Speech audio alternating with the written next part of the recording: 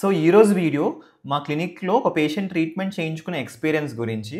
తనకి హాస్పిటల్ అన్నా సరే, ఇంజెక్షన్స్ అన్నా, డాక్టర్స్ అన్నా చాలా భయం అంట. సో దానివల్ల హెల్త్ ఇష్యూస్ ఉన్నా సరే తను చాలా వరకు హాస్పిటల్ విజిట్స్ని స్కిప్ చేస్తూ వస్తున్నారంట. కానీ ఆవిడ మన హాస్పిటల్లో ట్రీట్మెంట్ చేయించుకున్న తర్వాత హెల్త్ కేర్ పట్ల చాలా వరకు ఆవిడ పర్సెప్షన్ అనేది మారింది.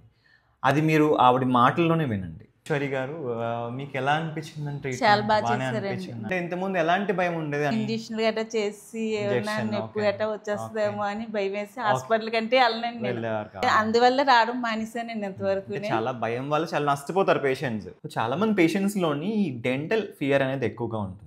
ఈ ట్రీట్మెంట్స్ చేసేటప్పుడు అమ్మో ఇంజెక్షన్ ఇస్తారు లేదా నొప్పి తీవ్రంగా వచ్చేస్తుందని చెప్తూ ఉంటారు. ఆ అపోహలు అనే మిత్స్ అనేవి చాలా వరకు పాస్ అవుతూ ఉంటాయి పేషెంట్స్ మధ్యలో, నైబర్స్ మధ్యలో, ఇవన్నీ జరుగుతూ ఉంటాయి. ఇక్కడ మేము చేసిన చిన్న ఫ్రస్ట్రేషనే కానీ ఆవిడ మీద చాలా పెద్ద ఇంపాక్ట్ పడింది. డెంటల్ ట్రీట్మెంట్ యొక్క ఫియర్ కానీ యాంగ్జైటీ కానీ చాలా వరకు తగ్గింది. చాలా బాగా చేశారు మేడం. అయితే అమ్మో చాలా ధైర్యం చెప్పారు మేడం.